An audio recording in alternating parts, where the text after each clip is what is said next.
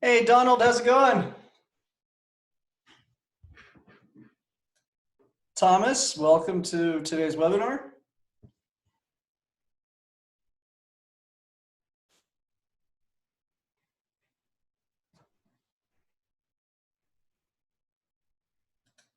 Oscar, how's it going? Hey, Jason, how are you? Doing good. I love your TLT's been moving up and down on us every other day, huh? Yeah, pretty interesting. Son of a gun. Yeah, we'll go over it all, but how's it going? Can you hear me? Yes, sir. Oh, okay. I wasn't quite sure. It's the first one I've been on, so. Yeah, I couldn't hear you at first, but now I can, so that's good. And Donald, I think you have your mic muted if you wanted to say hi, so just a heads up on that one. So yeah, how's it going, Thomas? Welcome to your first webinar. Glad you had time to join us today. Oh, you're welcome. Thank you. Yeah, my pleasure. All right, guys, well, I'll go ahead and get this show on the road, and at any point, feel free to interrupt and ask questions. Just to review, though, we've seen our TLT position jump up and down every other day on two different main sets of news. So we have extremely positive economic data in terms of the manufacturing. Oh, there's Donald. How's it going? Fine. I'm just a little late, but I'm with you. No worries at all. No worries at all. All right, guys, we're going to go ahead and do an overview of the strategy, what I'm expecting to happen to close out 2019, how we're going to play the markets. So as you know, I'm leaning on my main concern is that we might potentially have the trade talks break down as the worst case for the stock market. And I think that could,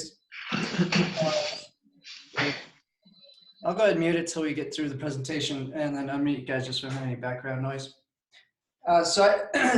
Ever since really July, I've been worried that the trade talks would break down and that this would be very negative for the stock market. And so our only losing month was in July, predicting this would happen at the G20 meeting, and they walked away and said they had a agricultural deal. So we went along with that narrative, and then come August, the trade deal was off. There's no agricultural products being purchased. And so Trump made those October tariffs to rise by 15% on an existing large batch of tariffs. And then the big threat that we're now 11 days away from is the December 15th tariffs. And so the outcomes I can see realistically happening, on one side, trade deal just absolutely breaks down. The tariffs go in effect, and potentially there's a threat for even more tariffs into 2020 if China doesn't take actions. So a punishment right away in 11 days, and then the threat of increased punishments into 2020. In terms of what they could do to increase punishments on China. And China's, to a degree, running out of ways to reciprocate the tariffs. So all the tariffs we've had to date, they've been able to reciprocate a tariff right back at us in equal proportion, and primarily targeting the farmers. But they've pretty much ran out of anything they can tariff at this point. So it'd be, at this point, maybe they would start selling off all U.S. assets they have. And you got to believe they have a massive amount of U.S. equities and a massive amount of, hey Karen, I'll unmute you in a minute here. I'm just doing a quick presentation. Thanks for joining us. I'm just going over the kind of the different outcomes I could see playing out and how we will react. Okay, so the worst outcome would be for, at least for equities, would be for December 15th tariffs go ahead, and there's a threat of increased punishment to China, and things that I could expect them to do would be number one, to increase the tariff percentage. That's a no-brainer. Two, they can go full throttle on Huawei and ZTE and a whole host of other different companies in China that are doing global business in the technology sector primarily. We could see some sanctions put onto the Xinjiang city, and we could see a lot more pressure into Hong Kong. So that is some of the obvious moves. More risky would be starting to constrict capital outflows to Chinese investments. So right now it's like an ADR they treat emerging markets as if it's normal investment, but in the US, we have auditing and very transparent numbers, whereas with all these overseas products, it's totally different rule set.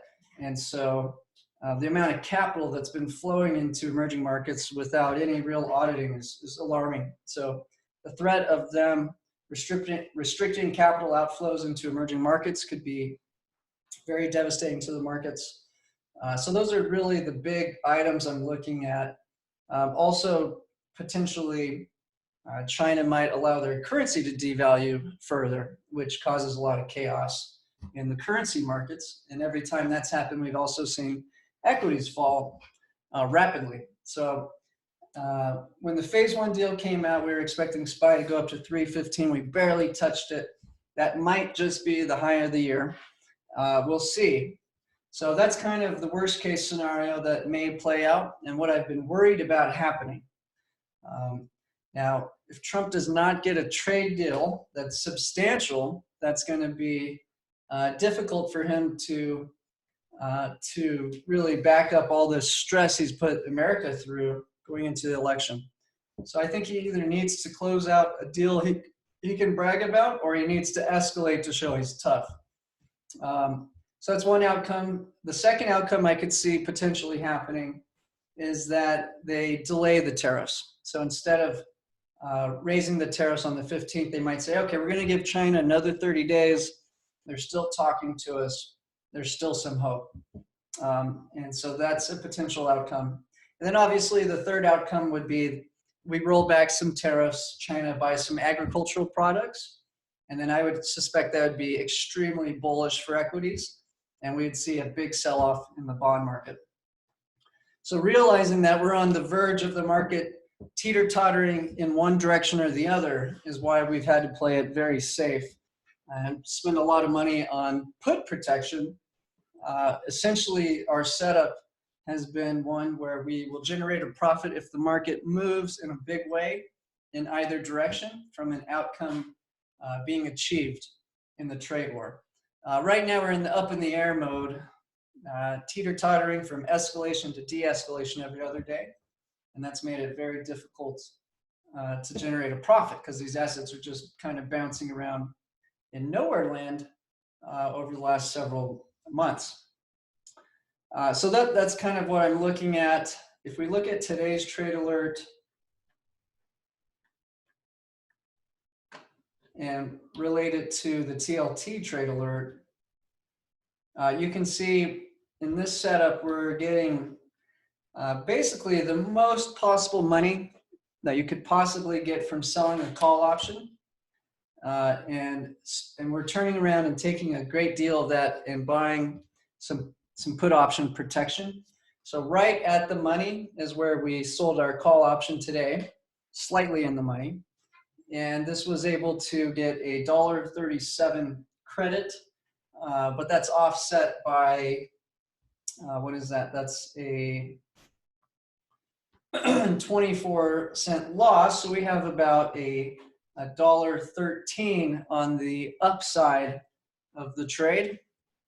But we turned around and invested 66 cents of that into our downside protection. So in this setup, we're going to give up some of the upside potential in the SPY, which I think could very well float right back to that 315 level, because I'm much more concerned about the opposite occurring. So if I had sold an out-of-the-money call option, we would have had to probably purchase an further out-of-the-money put and have a lot more risk in this portion of our portfolio. And at this point, I think there's a lot more risk that something goes wrong than that everything's going to line up right. And at the same time, we have the impeachment quite likely ready to drop articles of impeachment in the next several weeks. So just there's so many risks in the market. I would prefer to be on the safe side right now. So we've sold that at the money call option to generate a large credit. And this allows us to generate a profit if the SPY just travels flat between now and Friday. What we'd actually prefer is for stock market to tank because we have plenty of room in that TLT to travel as high as 142. Let's just see where we're at right now. So we almost hit the maximum profit just yesterday on the TLT, only to have it sell back off. And so if we were to get a pretty good sell-off in the SPY, we have potential to pick up 230 per share on the TLT, which, considering we have twice as many shares of the TLT, that's really like 460 potential profit per share on the TLT relative to a potential loss of 58 cents on the SPY. So in this setup, I'm not too worried about the TLT really tanking on us at any, in the near future, because I don't think we will reach a phase one deal between now and Friday. But the potential for something to go wrong is much greater. So we're set up to lose 50 cents on the SPY and then to potentially gain as much as a relative 460 on the TLT, just because we have twice as many shares of the TLT. So we're set up to travel flat. We'll be fine. If market goes flat, probably the TLT will stay right where it is, and we'll pick up that 50 cents a share on the SPY. But if things heat up or we get any kind of downside pressure, it should be very profitable for us. Now, if the market were to scream higher from here, we could potentially still have our put option on the TLTs at 138.50. So we have a lot more risk of the stock market flying up at this point in time, as we're also short emerging markets. So that's kind of our trade setup at this juncture. Now, yesterday, was a totally different story when we had to make the trading decision. If I pull up the SPY, yesterday morning, the market had sold off significantly on this news. So we went with the narrative with the down bet on emerging markets, assuming that there's a potential for quite a sell-off in equities. Now, by the end of the day, it did rally higher, and by this morning, Trump's back to saying trade talks are great. So that's why we bet up on the SPY today versus down on emerging markets yesterday, and I did it with such a conservative bet. So that's kind of just the explanation for why we chose these strikes to bet up on the SPY between now and Friday versus yesterday's trade on emerging markets, which was betting down. And then obviously the TLT has been left with a lot of room to travel higher. And this was almost comical. This was, I think, at 2:47 a.m. My time. I predict there's a high probability that President Trump or a senior U.S. official will openly say in a few hours that China-U.S. trade talks have made big progress in order to pump up the U.S. stock markets. They've been doing this a lot. And so the news this morning was an anonymous or an unnamed source from Bloomberg was enough to pop the futures market higher. So this is an extremely manipulated market right now. I think there's a lot more risk than people realize. Another interesting news story hit about Bloomberg, which brings to question, the authenticity of this claim they put out this morning. is that editors, Bloomberg's, first of all, they've gone out and told all the editors they're not allowed to critique any Democratic nominee. And they're saying that's because they don't want to give Bloomberg an unethical edge in the Democratic primary. But they're writing all kinds of nasty emails to management about this. And in this little article that came out, it does reveal that Bloomberg relies heavily on its sales of financial data terminals to China, and that their management is concerned about being expelled from the country, which is probably a realistic thing to be worried about. Just look at the NBA getting games turned off, the TV networks, from just mentioning that they support the protests in Hong Kong. So I think we're on the verge of the markets really diverging in terms of the bonds and the stock market, which we've been able to play both to the upside all year. And I think that trend is going to, at least for several months, break down. Now, the big picture is still that we're in this, in general, we're really in this sort of market environment where we have low rates, low inflation, and quantitative easing. We know the bond market over time has to travel higher. Otherwise, we're going to break the credit market. But my bet still is on an escalating trade war where the bonds push much higher. And then we test what the Fed's really worried about, which is how do we deal with what they call the effective lower bound. And from there, the question is, are we going to eventually raise interest rates, which would cause a stock market crash and a bond market crash and kind of give us a nice reset, which is what I personally would prefer. I don't know if that's what anyone in power would choose.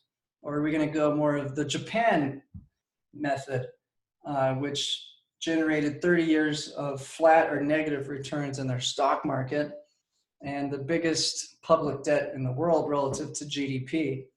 And so the Japan strategy was for the central bank to essentially not allow the bond market to crack and to just essentially put the entire bond market into the central bank's balance sheet. And so now Japan owns, the government owns something like 70% of all Japanese assets, whether it's stocks, bonds, everything.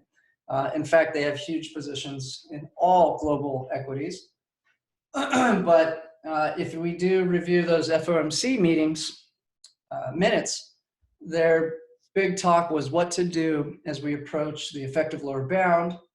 And now they're talking about putting a cap on how high the long end of the treasury market could travel. So that, so we have, number one, we have the Fed currently buying the short end of the bond market, not the long end. And so this would be essentially moving to the long end of the bond market and suppressing yields, which would be good for the TLT in terms of absolute risks on it crashing. But we can see what happens. You'll dramatically increase the monetary supply and most likely cause some massive inflation if we go that route. If we do, though, that'd be very interesting to see if we do go that route. And that's actually being discussed right now with the Fed. The other thing was to create the unlimited, never-ending repo market, so banks have access to capital whenever they need it from the Fed directly, at least through these primary dealers. And the other thing they're discussing was potentially going into negative interest rates because it works so well for Europe. And we can just look at Deutsche Bank losing 90% of its value in Germany over the last decade from negative interest rates. So no matter how you slice it, it's not a pretty picture for the bond market in the long run, but in the short run, my expectation is that they will not increase interest rates. They will slowly but gradually decrease interest rates as slow as they can get away with. Now, if the trade war escalates, that will shorten the time frame dramatically. But if we do potentially end up in a de-escalating trade war, then that could dramatically increase the timeline before they will have to hit zero. Now, how would they completely avoid ever dropping rates again? We have to have GDP significantly spike up at a faster rate than we're growing debt. So if we could pull that off magically, then potentially we could avoid interest rates headed to zero and the TLT traveling much higher. But when we start to look at the, if you look at the biggest numbers, first you can just look at the deficit of the US. The total government deficit is growing at rapid pace, and there's no signs of it slowing down. And at the same time, we're lowering all these tax rates. In fact, now they're talking about a middle class tax cut on the payroll, which could go out in the middle of next year. So on the bond side, it's funny to think that, the situation's horrible and there's really no escape, but that's why we can predict what the Fed will do. Rather than not have a purpose and create chaos, we can assume that they will do what they're allowed to do, which is, and to remain having a job. I don't think anyone's going to want to keep the Federal Reserve around if they allowed the banking system to go bankrupt. So it's almost certain that they will eventually be forced to push these rates to zero. And then the question is, do we take Japan's path and just buy up every bond under the sun and keep the yields low so that money continues to support the equity market? Or do we rip the so-called Band-Aid off the wound and really fix the problem? And they keep talking about not having inflation when there's near 0% interest rates around the world. So it's just the low interest rates, which are supposed to create inflation, are creating de-inflationary pressures because it's allowing corporations to operate these at a massive scale business models that lose money and sell goods at a loss simply for the sake of taking over market share with the hope that they can generate profits into the future. So my bet is, we're going to go to zero on the interest rates within the next 2 years, and that eventually we will have problems with inflation. So it's kind of what I'm looking at, but it's certainly been a tough time for our portfolio to hit our 1% a month targets. In July, we lost 1%. And again, that was from me expecting the trade war would escalate that month. It escalated a month later, so we were able to capture a little gain, but I was not positioning us in August at all as aggressively to the downside as we were in July. September, October, November were slightly profitable, but certainly under our target of 1% a month.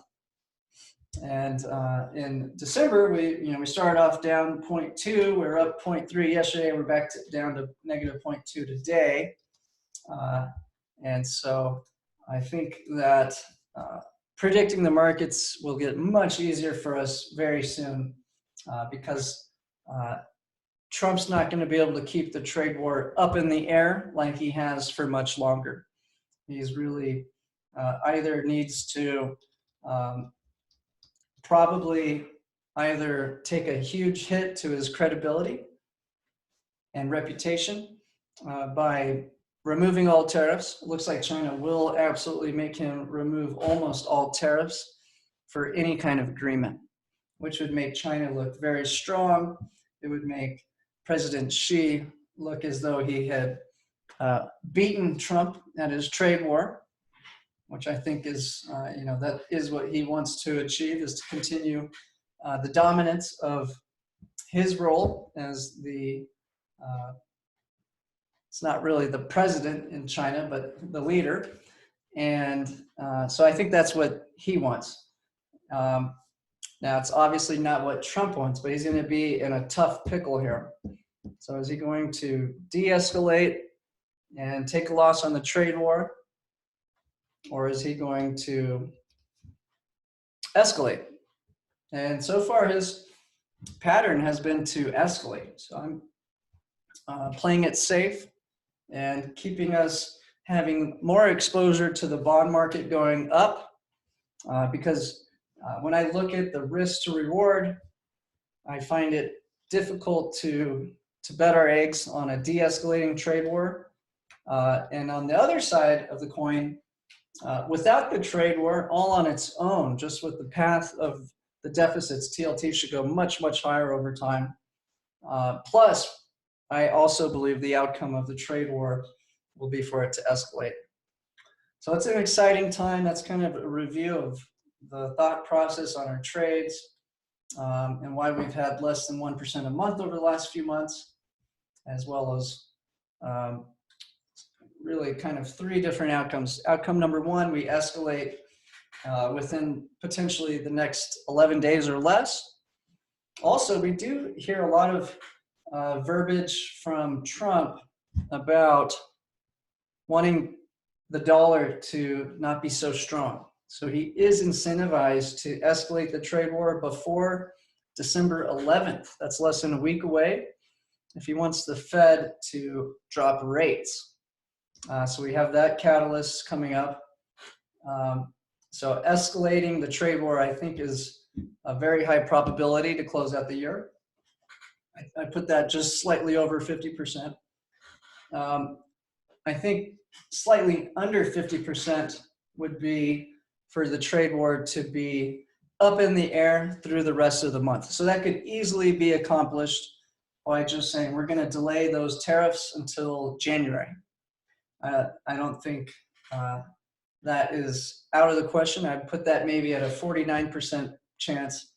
I think the least likely outcome to close out the year would be a real phase one trade deal. That seems almost completely unpractical, especially during the middle of an impeachment, which could potentially even get Trump out of office. Now, it's questionable if the Senate would really turn on Trump, but there's more and more conspiracies, at least, revolving around Mitch McConnell and his wife, who has been seen traveling and trying to secretly talk to different communist folks, and her father is directly tied to the Communist Party with a huge shipping business. So yeah, we're playing it very conservatively, but more on the side of a trade deal either being delayed or breaking down, versus trying to predict that the trade phase one deal will occur coming up on the 15th. Now in the boot camp, we sold our long call option. Could have held it today and got a little bit more. It was a tiny position, and we have held on to our VIX. Most likely the trade for the boot camps on Friday will be to take advantage of that May expiration that just came out on the 1st of December on the VIX. So we'll probably get another position in on that, as I think tensions are really mounting. And then just two last screenshots I'm going to show you guys, and I'll open it up for Q&A. First of all, we did see CNH start to travel back higher. Every single time CNH has traveled higher, especially at a fast pace, we've seen equity markets tank, and we've seen rhetoric from both China and the United States escalate. So we have seen this starting to devalue over the last several days after having tightened a bit in November. And then on the political front, just a few funny tweets I wanted to reread in case you missed it. Okay, Jeffrey Gunlack. Warren rolled out the Fair Work Week proposal to try to glue part-time workers to her coalition. Panic move of irrelevant incremental thinking. So we've seen Elizabeth Warren go from really kicking ass in the polls to a very fast decline in the last several weeks. I'm not exactly sure what caused that. Meanwhile, this little clip has been going viral, and I'd seen other interviews. I think it was actually with Christine Lagarde was the one I'd listened to years ago, But Michael Bloomberg says we should tax poor people more regressively to manipulate their lifestyle choices so that they live longer. Oh boy, or who boy. I think some of the examples was that he wants to put a tax on sugar and cigarettes and things of that nature so that poor people make smarter lifestyle decisions.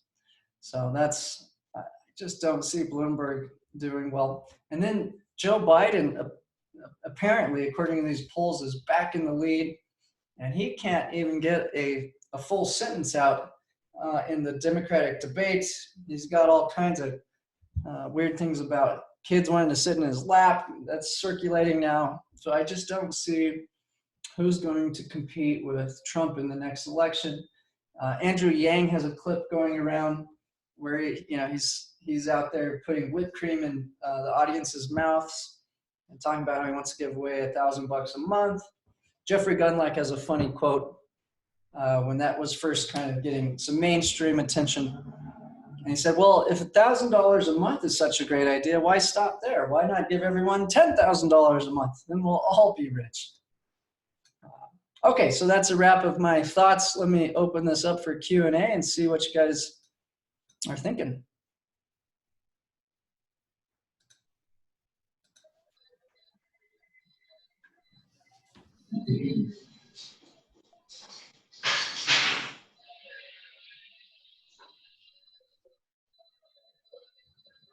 Any questions or comments?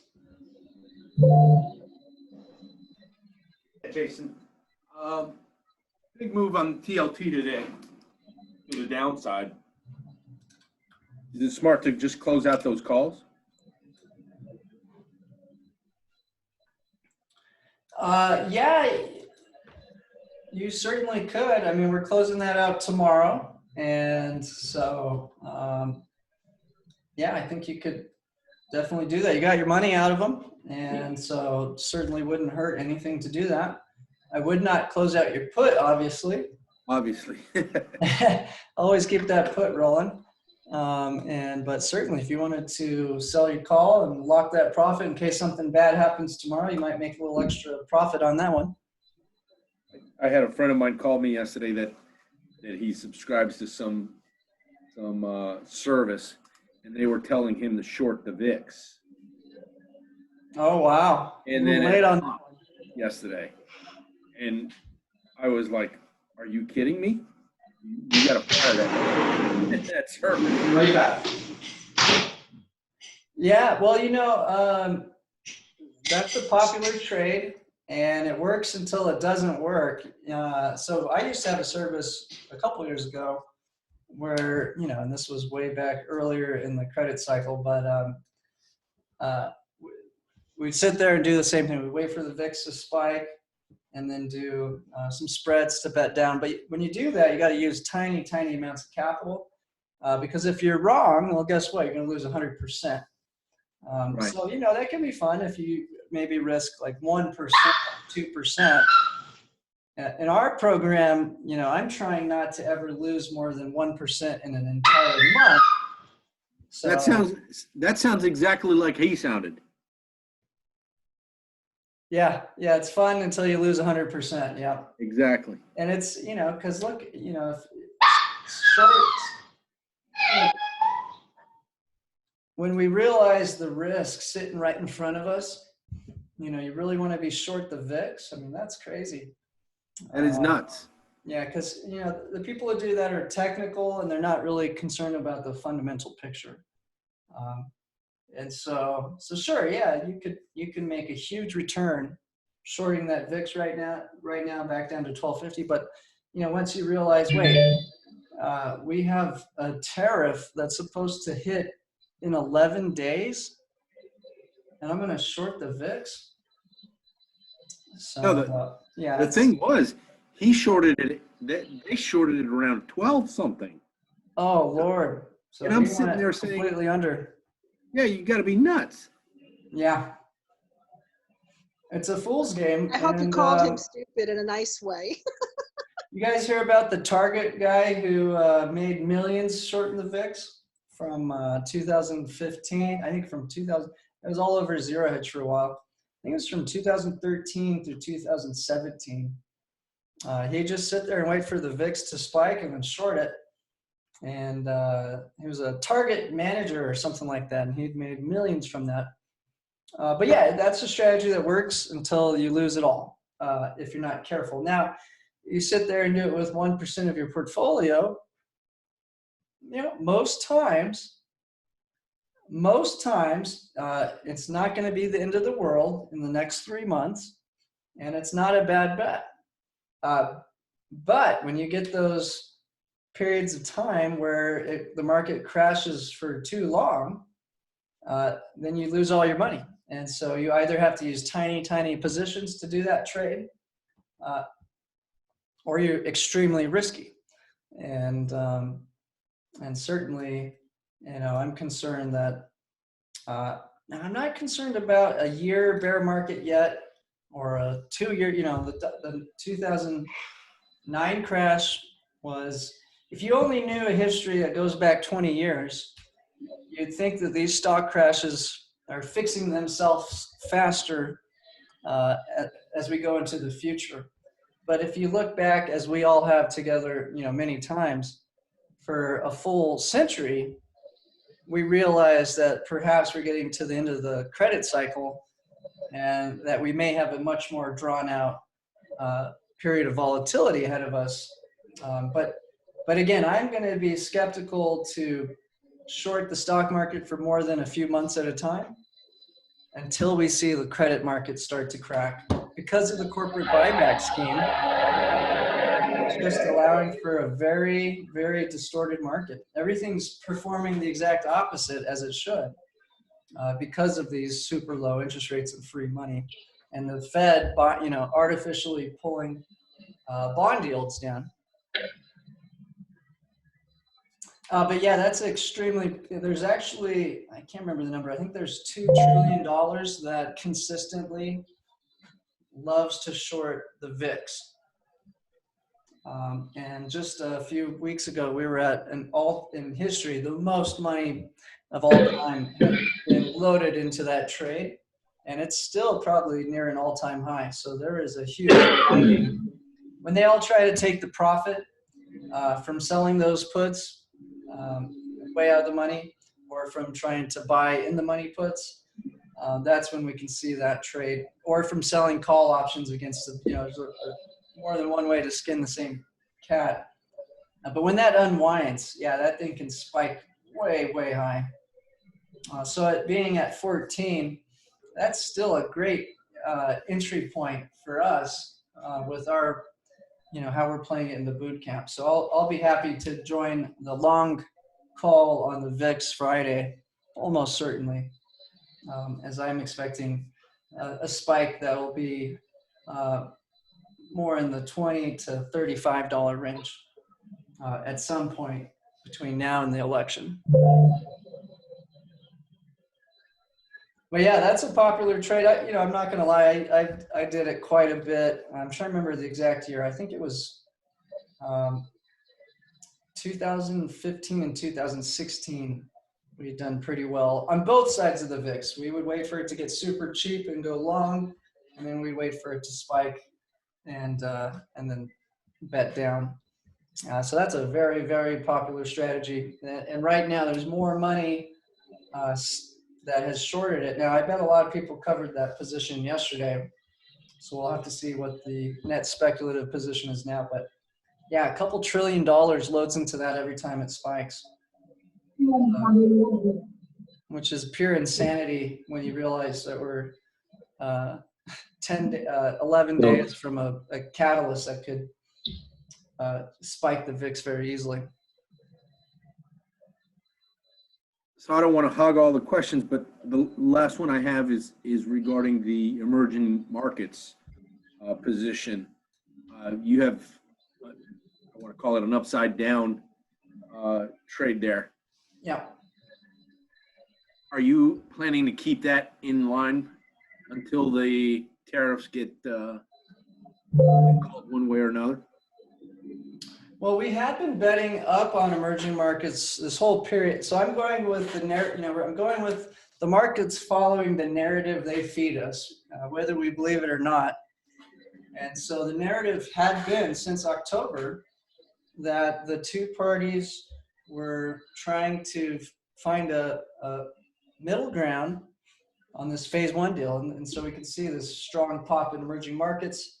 But then the SPY and emerging markets broke paths, which is not normal, especially with this narrative that we're working with China. But in November, really, we saw SPY travel higher while emerging markets pulled back. And as of yesterday, the information that we could deal with was that the trade deal was going to get pushed to after the election. Now, they didn't say certainly they were going to do that, but that was really the dialogue we got from yesterday. Right. So that's why I did choose the inverted option collar on emerging markets yesterday. And we were in the middle of volatility. So a lot of times, in fact, there's a big Japanese bank, Nomura, and I finally got a really good interview about how they figure out these kind of lines in the sand. Because the interviewer at Macro Voices was saying, hey, how do you come up with these? Because he's amazingly accurate, but he's like, the CTAs don't have these such articulate lines in the sand where they buy or sell. How are you creating these targets? And so he goes on with a huge explanation, but at the end of the day, what will typically cause a lot of these automated trading systems to switch gears is volatility. So he's able to, his team is, the gigantic, only accredited investor, massive Japanese bank. And he's the head of their trading outfit. But they are looking for a change in volatility at any point in time. So they update this daily and send it out to their clients. And so the line in the sand yesterday was 307. And sure enough, we went right to 307, and the banks spent a fortune yesterday getting it back above 307. And so that got the volatility right back down, and now the market's not so freaked out, and all these auto trading systems aren't flipping from buy to sell. And so we're seeing the market just kind of melt back up as the banks have a ton of cash in there. They got the dry powder because they're able to sell those treasuries for a huge profit this year. Let's see. Let's look at the calendar. So next Tuesday will be the 10th. Oh, shit. That will have to cover us through the tariff hike. So, yeah, I would probably expect next Tuesday we'll do a tight inverted option collar, unless there's some very positive news between now and Tuesday. Because, again, I would rather play it safe on that one, because next Tuesday's trade will have to cover through the 15th, which is a Sunday. So I guess they're going to have the tariffs impacted on Monday. So, yeah. Unless there's something really positive coming out of the two sides, and I'd like to see it probably from China more so. America's almost always saying we're minutes away from a trade deal. China's been a lot less keen to admit there's a trade deal in the works, and now they're pissed off about Hong Kong, and now they're pissed off that not even Trump, just the two parts of the government are now passing all these bills that can mess with their internal policies, which they're upset about. We'll have to see what we do Tuesday, but I'll be more inclined to do a safe inverted collar to carry us through the 15th. Now, on the other side of the coin, we got to see what the Fed does on the 11th. As if they do cut rates and talk about some forward guidance of potentially more rate cuts and more QE, that'll be bullish for equity. So this is a difficult month coming up. Well, the other half of that question, you have a potential ex-dividend date around the 18th. I don't have that date nailed down for the EEM. ETF. How's that play into your choice of call strikes? Because if you're below the trading price, it's going to get called away for you, for sure. Yeah, I'm going to be more concerned about the overall equity position losing value versus trying to capture the dividend for sure. So, but the 18th will be after we get past that tariff deadline. So we'll see. We'll see what the news is between now and the 17th. On the 10th, which is the next emerging market trade, it will be, whether it's bullish or bearish, the option collar is going to be very tight. So we're not going to have a lot to win or lose, whichever direction we pick, because I really don't know if we're going to have a deal or not have a deal. The only trade I really have a high conviction in right now is that the bond market must travel higher. So I'm taking more risk in the TLT than we are in equities, just in general, because stock market is assuming that we're going to hit higher PE multiples that are nose-bleeding high during a period where we're having a global slowdown. So it really doesn't make sense. So I'm playing very tight collars on the equities side, whereas on the bond market side, I do want to capture some big moves to the upside, as the big picture for the bond market is really almost with certainty. So expect more risk on the TLT at this point in time. So I'd say a high level of risk in terms of how tight our option collar is on TLT, probably medium to low risk on GDX until we get a catalyst, and then low risk on emerging markets and SPY by having tight option collars is what I think makes the most sense. Now, I know that hasn't seemed like it's paid off for us over the last 3 months, but that's because we're waiting for the big catalyst to occur. Thank you, Jason. Very well. So the exact opposite would have made us more money over the last 3 months, but I would argue it would have been a foolish, speculative way to play the markets. Now, should I have realized we would have had a TLT sell-off from that phase 1 deal? Yes, I should have realized that and protected that position better. So certainly looking back on the last 3 months, but now that the TLT has kind of reset itself, I don't want to miss out on the next big jump on it. So until we have some very, very, very positive news on the trade front, I would expect very, very tight option collars, whether they're inverted or not, on equities. Gold will probably be a medium tightness, and the TLT will have the most risk, but it'll also have the most reward as soon as we do catch the next big move. Hindsight's always 20/20, my friend. Yeah, and sometimes you have to slowly bleed to hit the big gain versus trying to catch some little gains only to give it all back with a big loss. So I'd much rather play it safe than be sorry later. Hey, Tom, how's it going? Let me unmute your mic.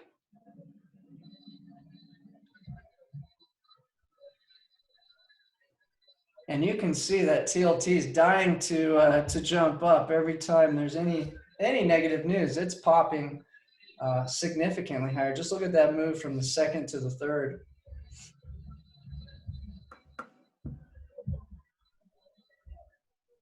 How's it going, Tom? I was a little late signing in because I'm in Arizona and I'm still thinking Pacific time and not Mountain time. And so anyway, I got in a little bit late, but I'll listen to the replay. Okay, cool. Well, no worries. I think we're about wrapped up for the day. We reviewed the whole strategy. The bottom line is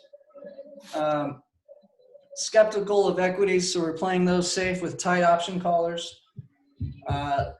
Gold, we're playing relatively tight in terms of the option collar. And then the TLT, we're playing with the most risk because I have the highest conviction that the TLT will travel higher in the long run, regardless of the outcome of the trade war.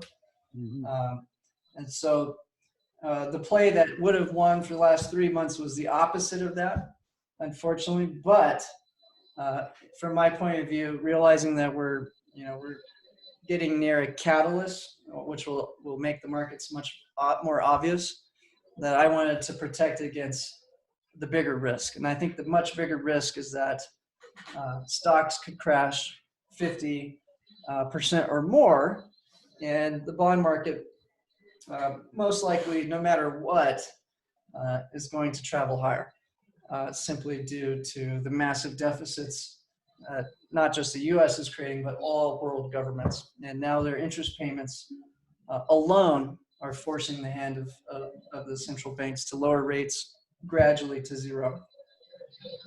So that's where we're at. Any other questions?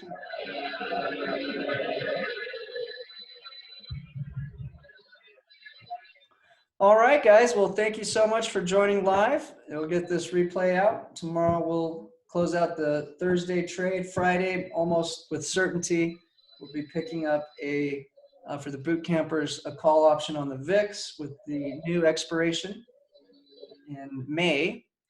And exciting times. This is probably, unless they push the tariff threat to January, I think we're going to have some fireworks one way or another within the next 2 weeks. And so, if I had to bet my money on it, I'd bet no trade deal. And we've got some new tariffs on December 15th. So that's kind of what I'm Agreed. expecting. Oh, Karen got her mic out. How's it going, Karen? I'm fine, but I agree with that last comment. That's all I was going to say. Yeah. Sometimes, all comes to those with patience. So we've been I just very think there's patient. so many, I think, there are so many competing interests going on right now. There's a lot going on. I think you're right about that,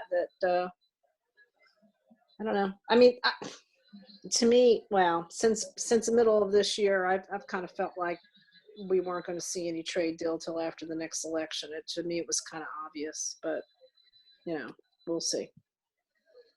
Yeah, I think everybody knows that, but the market is just so manipulated right now. Very. I realize the banks just got $320 billion put into their balance sheet. And they're moving the stock market around with extremely low liquidity right now, like summertime liquidity. And they're moving the market with, not during the day primarily, but with gaps. Look at these gaps here, a gap here, a huge gap here, another huge gap here, another huge gap from where we were yesterday. Now today has had a big move during the trading day. But yeah, this is a very manipulated market. I'm kind of looking at the way August turned out, and I'm looking at about how this month is starting. And I'm wondering. That's all I'm saying. Yeah, well, the next round of tariffs are huge. This is on $300 billion of goods, and might even include our good old, Apple iPhone. We'll see if they give them an exemption or not. But now China doesn't have more tariffs to reciprocate. I guess they could just double or triple the existing tariffs they have. But yeah, no, I think it's a smart period of time to be skeptical and cautious right now. Once we have a clear outcome, we know exactly how to play the markets. But this up in the air is difficult, to say the least. I'm not sure who it was that said something about the TLT and taking that off, but I did. Thank you. I was looking at that too. At least the call. Oh, you took the profit on the call? Yeah, you might as well. Yeah. Yeah, nothing to lose on that. You already got the profit out of it. Yep. Just don't lose your put. Now, just to realize, if we didn't have the central banks intervening in the bond market right now, the TLT would tank tomorrow. Yields would fly up. Money from the stock market would be questioning why purchase companies at PE multiples of 18 when I can go pick up a guaranteed profit with a 10 or 20-year treasury that's going to be 3, 4, or 5%. So what should happen if we didn't have fake money manipulating and distorting the markets is first the bond market would crash, and then it would pull the stock market down with it. But instead, we've got $320 billion of funny money propping up both markets, and a trade war on the verge of escalating.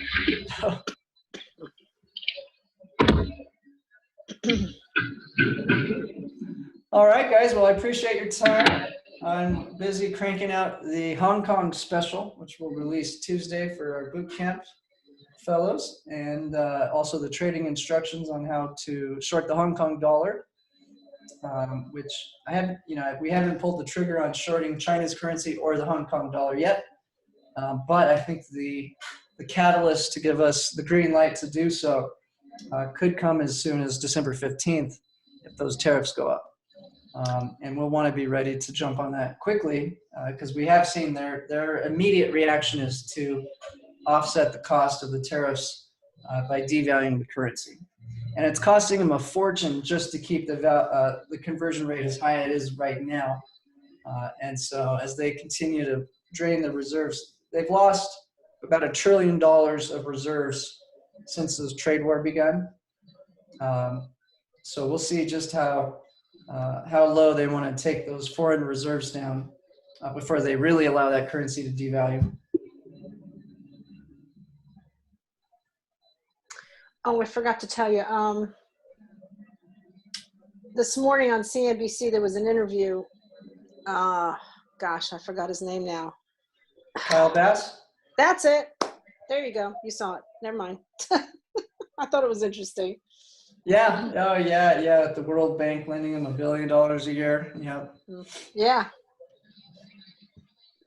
Yeah. Well, that's the other wild card is that, with the Chinese, the downside to the Chinese government and strategy is that, you're not letting a free market decide how to invest capital and organize resources.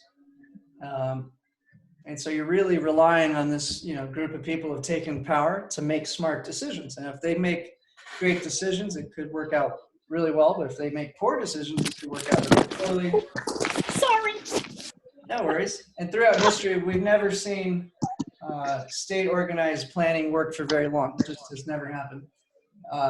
But on the other side, it's very hard to manipulate their government. They're going to do what they want to do, and that's about it. Over here in the U.S., we're very exposed to bribery. And so it's very questionable how many people in the U.S. government have been bribed by the Chinese and who could potentially be turning against this administration that is, for the first time, applying pressure to China. So there's another wild card that's difficult to read. So yeah, it's a wild time.